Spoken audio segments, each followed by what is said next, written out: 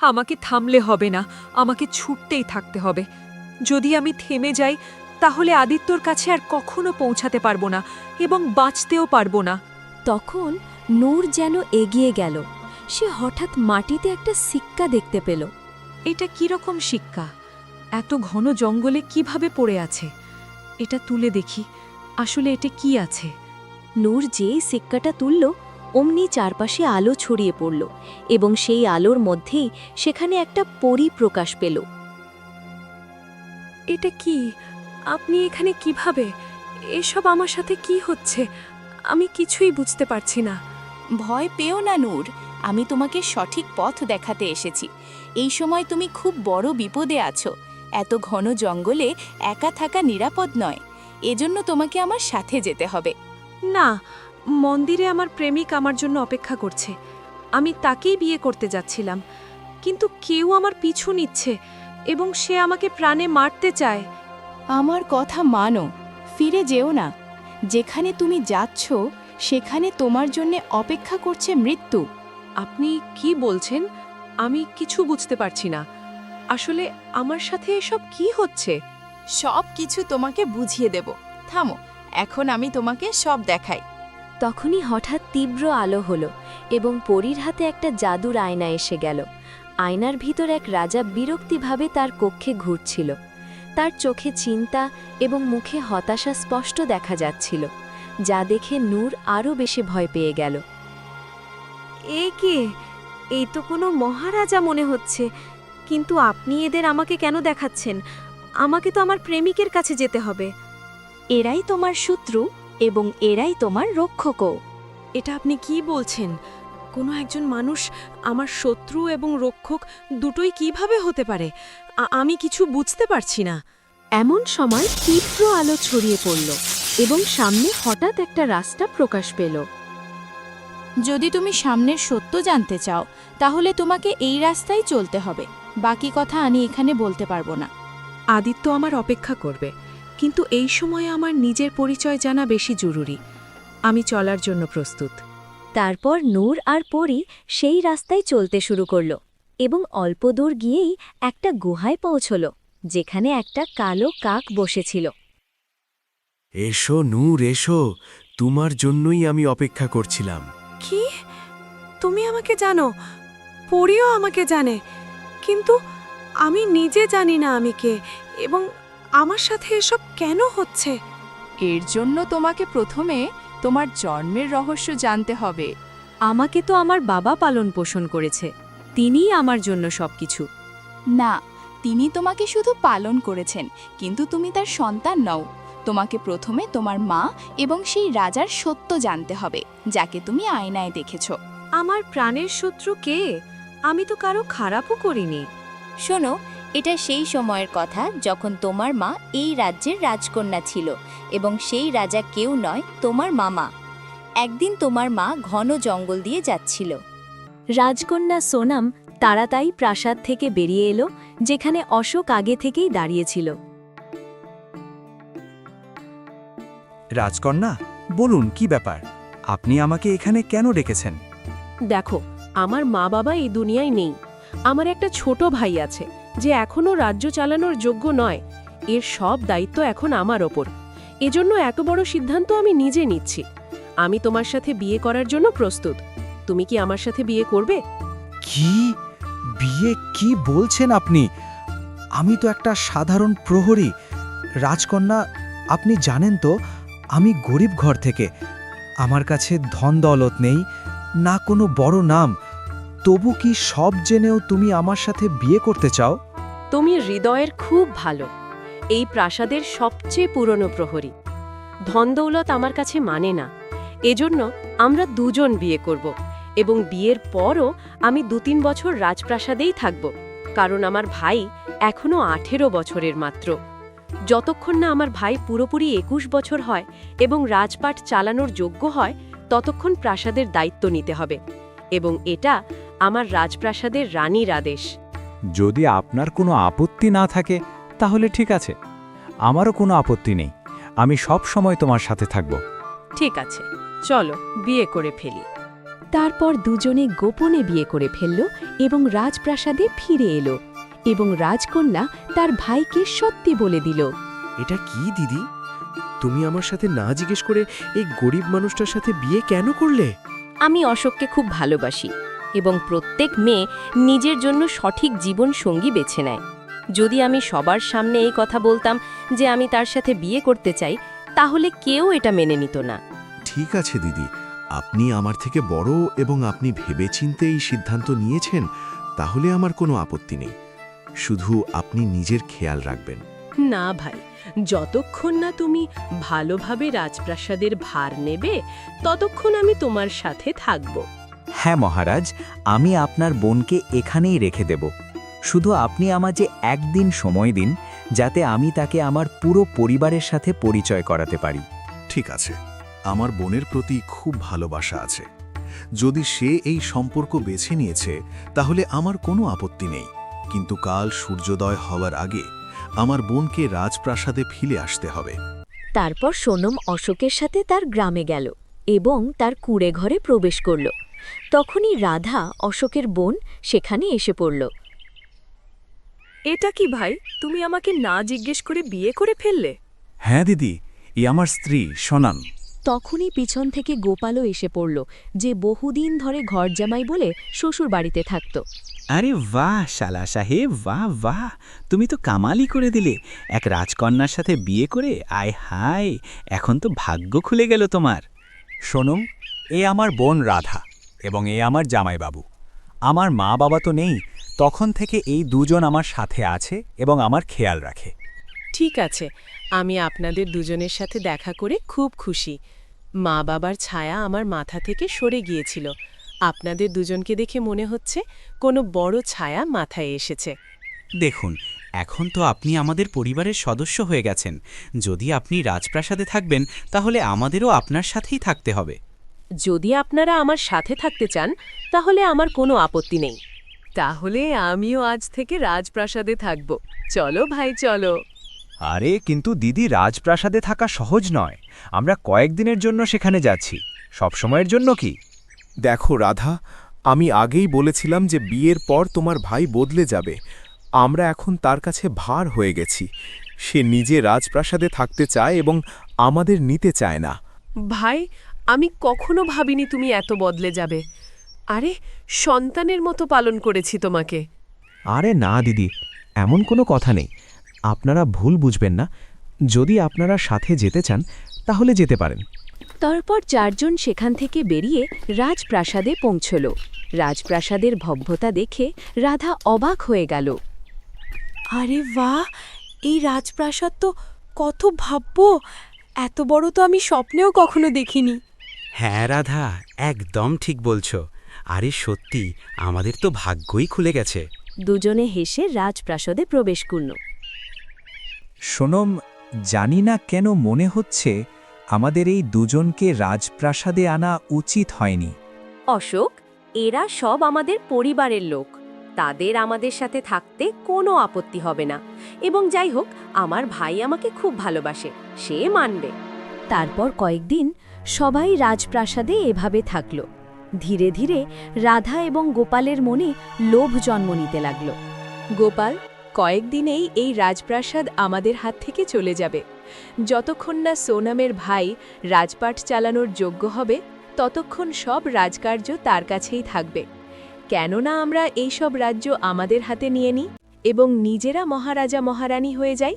আরে রাধা, কিন্তু আমরা দুজন রাজা রানী কিভাবে হতে পারি? এটা কিভাবে সম্ভব?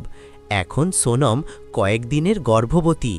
যেই তার সন্তান জন্মাবে, আমরা সোনম এবং অশোক দুজনকেই রাস্তা থেকে সরিয়ে দেব এবং তারপর এই রাজ্যের রাজারানী আমরাই হয়ে যাব। হ্যাঁ, তুমি ঠিক বলছো। সন্তান জন্মানোর পর আমরা পরবর্তী পরিকল্পনা করব। ঠিক আছে। 1 বছর কেটে গেল। একদিন রাধা সোনমের কাছে গেল। দেখো সোনম, তোমার মেয়ে তো 1 বছরের হয়ে গেছে এবং তুমি এই রাজ্যের কারবারও সামলাচ্ছ। তাহলে কেন না তুমি সত্যি এই রাজ্যের মহারানী হয়ে যাও এবং তোমার মেয়েকে উত্তরাধিকারী ঘোষণা করো? দিদি, এই রাজ্য আমার ভাইয়ের অধিকার। আমি তার অধিকার কিভাবে নিতে পারি? আমি বাবার কাছে প্রতিশ্রুতি দিয়েছিলাম যে যতক্ষণ না আমার ভাই রাজপাট চালানোর যোগ্য হয় আমি তার রক্ষা করব। আমার এই রাজপথ চাই না। ঠিক আছে, যেমন তোমার ইচ্ছে। রাধা রাগে ফুঁসতে ফুঁসতে তার কক্ষে চলে গেল এবং কিছুক্ষণ ভেবে নিজের সাথে বলল, আমার এক বন্ধু আছে যে জঙ্গলে বিষাক্ত গাছপালা খুব ভালো জানে। আমি তার কাছ থেকে এমন একটা গাছ আনব যার থেকে আমরা তাদের সহজে এবং নিরাপদে মারতে পারব এবং কারো কাছেও টের পড়বে না। হ্যাঁ, এটা ঠিক হবে। সন্তান তো কোনো নেই, এখন বার্ধক্যেরও তো ব্যবস্থা করতেই হবে। তারপর রাধা রাতের অন্ধকারে প্রাসাদের পিছনের রাস্তা দিয়ে বেরিয়ে ঘন জঙ্গল দিয়ে ললিতার ঝুপড়িতে পৌঁছল। আরে রাধা, তুমি এত রাতে আমার ঝুপড়িতে কি করছো? তোমাকে তো আমার কাজ পছন্দ ছিল না, তাহলে আজ এখানে কিভাবে এলে? দেখো ললিতা, ক্ষমা করে দাও, কারো কাজের মজা উড়ানো উচিত নয়। আমি আজ এটা বুঝতে পেরেছি। এখন আমাকে এমন একটা গাছ দাও যার অল্প রসেই যে কেউ মরে যায়। কিন্তু তোমার এটা কেন দরকার? এতে তোমার কি? তোমাকে টাকা চাই না? দেখো, আমি তোমার জন্য ধন নিয়ে এসেছি। রাধা ললিতার সামনে একটা পুটুলি রাখল। আরে, এ তো রাজকীয় মুদ্রা। তারপর ললিতা তার থলি থেকে একটা বিষাক্ত গাছ বের করে রাধার হাতে দিল। এই গাছ এত বিপজ্জনক যে এর এক ফোঁটা যদি কারো গলায় চলে যায় তাহলে তার মৃত্যু তৎক্ষণাৎ হয়ে যাবে, এবং বিশেষ কথা এটা যে কারো কাছেও টের পড়বে না মৃত্যু কি থেকে হয়েছে নাকি অন্য কারণে। ঠিক আছে, এখন আমি চললাম। তারপর রাধা সেই বিষাক্ত গাছ নিয়ে তার কক্ষে ফিরে গেল। রাত এভাবেই কাটল এবং সকাল হতেই সে সেই জহর শরবতে মিশিয়ে সোনমের কক্ষে গেল। সোনাম, আজ আমি বিশেষ শরবত বানিয়েছি, তুমিও খাও না? এই নাও অশোক, তুমিও পান করো। অশোক এবং সোনম দুজনে শরবত খেল। অল্পক্ষণের মধ্যে দুজনে সেখানে পড়ে গেল। চলো, আমার কাজ সফল হলো। এখন কারো কাছেও টের পড়বে না যে আমি আমার ভাই এবং ভাবিকে নিজের হাতে মেরেছি।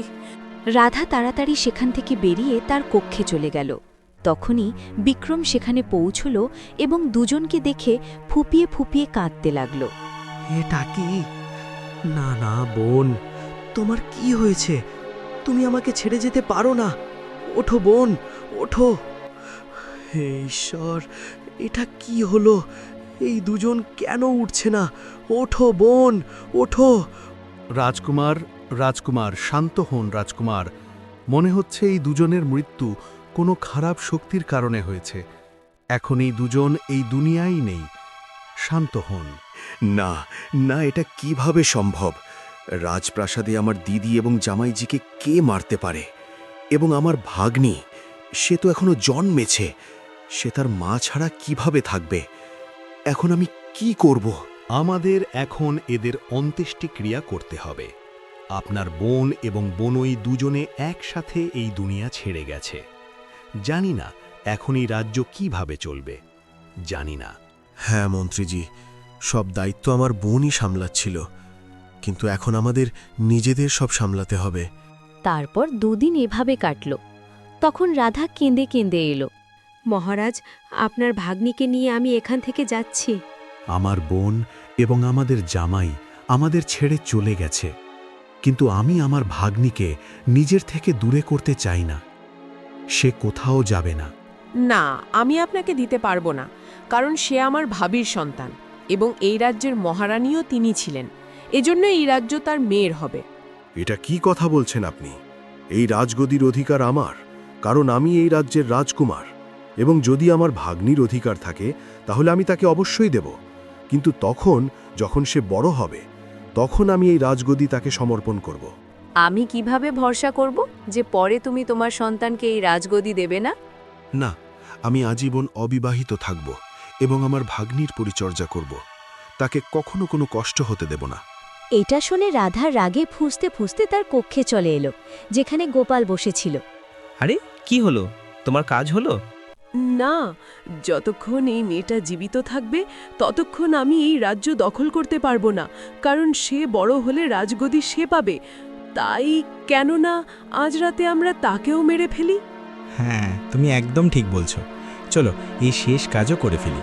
রাত্রি হতেই রাধা এবং গোপাল চুরি করে গোপনে সোনমের কক্ষে গেল এবং তাকে তুলে ঘন জঙ্গলে ফেলে এলো। তারা তাকে কাপড়ে মোড়া শিশু ভেবে জঙ্গলে ফেলে এলো। সে শিশু ছিল না, একটা মোমের পুতুল ছিল।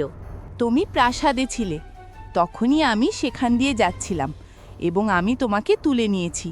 তোমার জায়গায় মোমের পুতুল রেখে দিয়েছি। আমি তোমার রক্ষার দায়িত্ব নিয়েছি, কিন্তু আমি তোমাকে পরলোকে নিয়ে যেতে পারতাম না, কারণ তুমি মানুষ ছিলে। এজন্য পরের সকালে আমি তোমাকে এক বুড়ো মানুষকে সমর্পণ করেছি, যাকে তার বৌমা ও ছেলে ঘর থেকে বের করে দিয়েছিল। সে তোমাকে পালন পোষণ করে বড় করেছে। তাহলে কি আমার মা বাবার সাথে এত বড় অন্যায় হয়েছে? যদি মহারাজ আমার মামাজি ছিলেন, তাহলে তিনি এত বছর আমাকে কেন খুঁজে পাননি? যখন আমি চুরি হয়েছিলাম তখন সে আমাকে খুঁজেনি। এখন আমি তার কাছে কখনো যাব না। এখন প্রাসাদে চলো, তোমার মামা সারা জীবন তোমাকে খুঁজছে। আমি তাকে সত্যি বলতে পারিনি, কারণ তোমার বিপদ ছিল। আমি বুঝতে পারছি না যে আমি আদিত্যর কাছে যাব না আমি মহারাজের কাছে যাব, যিনি এত বছর ধরে ব্যাকুল। ঠিক আছে, আমি মহারাজের কাছেই যাব, কারণ তাদের সাথে খুব অন্যায় হয়েছে এবং আমাকে আমার পরিচয়ও খুঁজতে হবে। তারপর আমি বিয়ে করব। তুমি একদম ঠিক সিদ্ধান্ত নিয়েছো। তোমাকে রাজপ্রাসাদেই যেতে হবে। তুমি এই কাকের সাথে যাও, যে তোমাকে নিরাপদে রাজপ্রাসাদে পৌঁছে দেবে, এবং তোমার হাতে যে সিক্কা আছে, যখনই তোমার আমার সাহায্য লাগবে তুমি এই সিক্কা ছুঁড়ে দেবে। হ্যাঁ হ্যাঁ, কেন নয়, আমি তোমাকে নিরাপদে রাজপ্রাসাদে পৌঁছে দেব। চলো, তুমি আমার সাথে চলো, এসো। তারপর কাক নূরের সাথে সেই গুহা থেকে বেরিয়ে পড়ল এবং দুজনে ঘন জঙ্গল দিয়ে রাজপ্রাসাদে পৌঁছল। রাজপ্রাসাদে পৌঁছতেই রাজা বিক্রম নূরকে দেখে তার জায়গা থেকে উঠে দাঁড়াল। মহারাজ, এ আপনার ভাগ্নি, যাকে আপনি এত বছর ধরে খুঁজছেন। হ্যাঁ হ্যাঁ, আমার ভাগ্নি। এত দিন পর বেটা, তুমি ঠিক আছো তো? আপনি আমাকে কিভাবে চিনলেন? আমি আপনার ভাগ্নি। কারণ তুমি একদম আমার বোনের মতো, একদম একই চেহারা। এমন তো শুধু আমার বোনের মেয়েই হতে পারে। বেটা, এতদিন কোথায় ছিলে তুমি? কেমন আছো বলো আমাকে। হ্যাঁ হ্যাঁ, এখন ঠিক আছে মহারাজ। এখন আপনি নূরকে আপনার সাথে রাজপ্রাসাদে রাখতে পারেন। এখন আমি চললাম। তারপর কাক সেখান থেকে চলে গেল। মহারাজ, আমাকে সেই লোকদের থেকে বদলা নিতে হবে যারা আমাকে এতদিন আপনার থেকে দূরে রেখেছে। এটা তুমি কি বলছো? আসলে কে এটা করেছে? আমার পিসি এবং পিসে মশাই, তারা এটা করেছে। কি, তারা দুজন সত্যি এটা করেছে? কিন্তু আমি তাদেরকে এখন কিছু বলতে চাই না, কারণ তাদের কারণেই আমি আমার বোন এবং জামাইকে হারিয়েছি। তোমাকেও এত বছর চোখের আড়ালে রেখেছে বেটা, কিন্তু এখন তোমাকে আবার হারাতে চাই না। এই জন্য এই বদলা ছেড়ে দাও। তুমি আমার কাছে এসেছো, এর চেয়ে বড় সুখের কথা কি আছে? এমন সময় নূর সিক্কা ছুড়ল এবং তক্ষুনি সেখানে পরি প্রকাশ পেল। বলো, কি হয়েছে? তুমি আমাকে ডেকেছো? তোমাকে সেই দুজনকে এখানে আনতে হবে এবং তাদের কারাগারে বন্দি করতে হবে। কিন্তু নূর, তুমি এটা কেন করছো? তারা তো তোমাকে শুধু আমার থেকে আলাদা করেছে। পরি, আপনি আমার মামাজিকে সত্যি বলুন। তখন পরি সব সত্য রাজাকে বলল। রাজা বিক্রম ফুপিয়ে ফুপিয়ে কাঁদতে লাগল। আমার বিশ্বাস হচ্ছে না, আমার বোন এবং আমার জামাইকে সে নিজেই বিষ দিয়েছে। আরে, তারা তো আপনজন ছিল না। আমাদের জামাই বলতো তারা তাদের মা বাবার মতো। আমার বোনকেও বিষ দিয়েছে, কিন্তু নিজের ভাইকে কেন দিল? মানুষ কিভাবে এত পাথর হৃদয় হতে পারে? তুমি জানো না মহারাজ, যার মনে লোভ চলে আসে তার জন্য কোনো কাজ ছোট বড় নয়।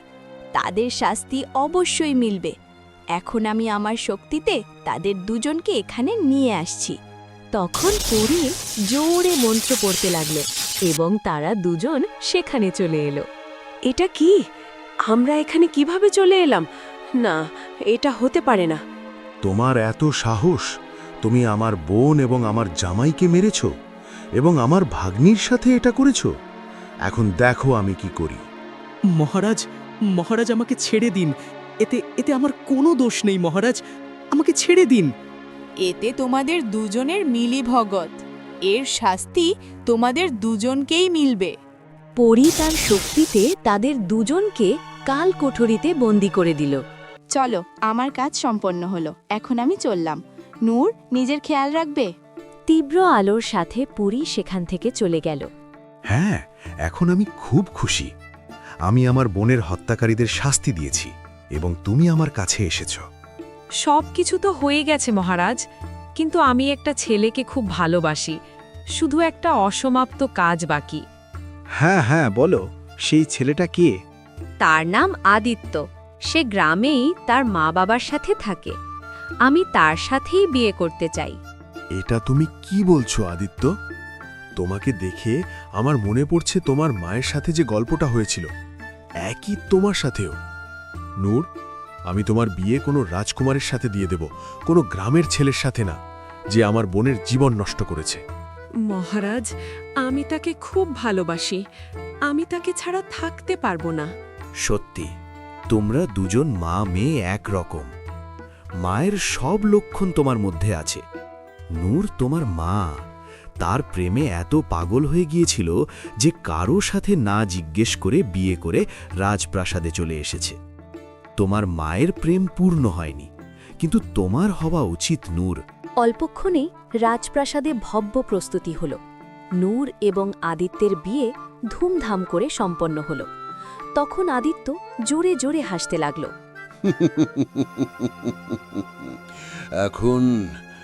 এখন আমি এই রাজ্যের রাজা।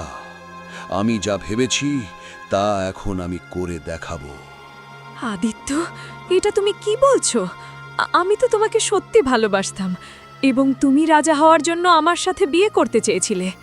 আমি তোমাকে সত্যি ভালোবাসি না, আমি শুধু বদলা নেওয়ার জন্য এটা করছিলাম, এবং এখন দেখো আমি কি করি। আদিত্য মন্ত্র পড়তে লাগল এবং পুরো প্রাসাদে তীব্র ঝড় উঠল। এটা কি? আরে তুমি এটা কি করছো? এটা কি করছো তুমি? কারণ আমি কালো শক্তির ব্যবহার করতে জানি, এবং যাদের তুমি বন্দী করেছ সবাই মিলে আমরা ষড়যন্ত্র করেছি। তখনই হঠাৎ রাধা এবং গোপাল দুজনে সেখানে উপস্থিত হল। এটা কি? তোমাদের দুজনকে তো আমি আগেই বন্দি করেছিলাম। তোমরা দুজন এখানে কিভাবে এলে? আমি আমার শক্তিতে এই দুজনকে মুক্ত করে দিয়েছি, এবং এখন এই দুজন আমার সাথে আছে। আমি জানতাম যে তুমি আমার ভাইয়ের মেয়ে, এবং তোমার এই চেহারা দেখে আমি চিনে ফেলেছিলাম। এজন্যই আমি আদিত্যকে তোমার কাছে পাঠিয়েছিলাম প্রেমের নাটক করার জন্য। আমাদের পরিকল্পনা ছিল যে তোমাকে এবং রাজাকে রাস্তা থেকে সরিয়ে এই রাজ্যের যত সম্পদ এবং রাজ্য আছে আমরা দুজন আধা আধা ভাগ করে নেব। আদিত্য, আমি তো তোমাকে সত্যি ভালোবাসতাম। তুমি এমন করবে আমি কখনো ভাবিনি। থামো, আমি এক্ষুনি পরীকে ডাকব। তারপর আমি তোমাদের সবাইকে শিক্ষা দেব। তোমাকে তার কৃপা করার দরকার নেই, আমি নিজেই তাকে ডেকে আনব। আদিত্য মন্ত্র পড়তে লাগল এবং হঠাৎ পরীর বাহন প্রকাশ পেল। কি হলো? আমাকে জোর করে এখানে কে ডেকেছে? আমিই ডেকেছি। তোমার রক্ষা করার কারণে আমি এটাকে আমার প্রেম পরিকল্পনায় জড়িয়েছি, এবং তুমি তাকে বাঁচানোর চেষ্টা করেছ, কিন্তু তবু বাঁচাতে পারোনি। আচ্ছা, তাহলে তুমি কালো জাদু ব্যবহার করেছো, কিন্তু তুমি বাঁচতে পারবে না। তখন পরী তার শক্তি ব্যবহার করল। আদিত্য জোরে আঘাত করল। পরী মারাত্মক আহত হয়ে নিচে পড়ে গেল। কি হলো পরী? আপনি ঠিক আছেন তো? তুমি আমাকে থামাতে এসেছো, এখন দেখো আমি কি করি। পরী, তোমার ডানা তোমার পরিচয় না, এখন আমি তোমার ডানা পুড়িয়ে দেব। আদিত্য মন্ত্র পড়তে লাগল এবং পরীর ডানা জ্বলতে লাগল। পরী মারাত্মক চিৎকার করে উঠল। না, তুমি আমার পরিমায়ের সাথে কিছু করতে পারবে না। আরে ছাড়ো তাকে, নইলে তোমাকে এর শাস্তি মিলবে। চুপ করো, তুমি কিছু করতে পারবে না। এখন তো যা ভেবেছি তা হবেই। আমাকে পরিমায়ের শক্তি বাড়াতে হবে, কিন্তু কিভাবে? হ্যাঁ, মনে পড়েছে, সিক্কা ছুড়লে হয়তো পরিমায়ের শক্তি বাড়বে। নূর সিক্কাটা নিয়ে জোরে ছুড়ল। সেই সিক্কা চাঁদের আলো পর্যন্ত পৌঁছে গেল। যেই চাঁদের আলো সিক্কায় পড়ল, অমনি অদ্ভুত আলো ছড়িয়ে পড়ল এবং পরীর শরীরে প্রবেশ করল। পরীর শক্তি অনেক গুণ বেড়ে গেল এবং সে পুরোপুরি সুস্থ হয়ে দাঁড়িয়ে গেল। না না না, এটা সম্ভব নয়। তুমি সুস্থ কিভাবে হতে পারো? এটা অসম্ভব, অসম্ভব এটা।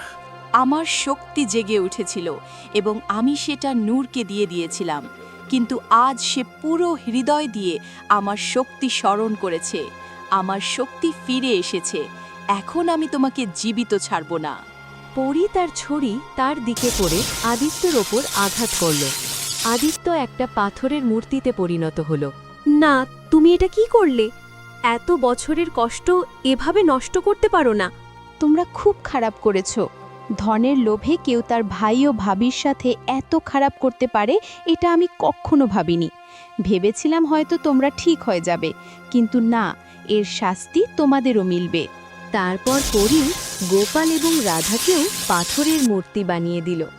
আপনি একদম ঠিক করেছেন। এই লোকদের সাথে এটাই হওয়া উচিত ছিল। হ্যাঁ মহারাজ, কেন নয়? এবং নূর, দেরিতে সত্যি, কিন্তু তুমি সঠিক পথে এসেছো। আমার জন্য এটাই অনেক। নিজের খেয়াল রাখবে। এখন আমি চললাম। পরী সেখান থেকে চলে গেল। এখন এই 3 মূর্তির আমি এমন দশা করব যা তারা কখনো স্বপ্নেও ভাবেনি। মন্ত্রীজি, এই 3 মূর্তি নিয়ে তহখানায় বন্দি করে দিন, নিয়ে যান।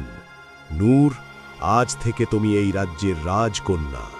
এখন আমরা নিজেরাই তোমার জন্য এক উপযুক্ত রাজকুমার খুঁজে তোমার ধুমধাম করে বিয়ে দেব। আমার পুরো ভরসা আছে মহারাজ, আপনি আমার ভালোই চেয়েছেন। আমি আপনার কথা মেনে যাকে বিয়ে করতে বলবেন তার সাথে বিয়ে করার জন্য প্রস্তুত।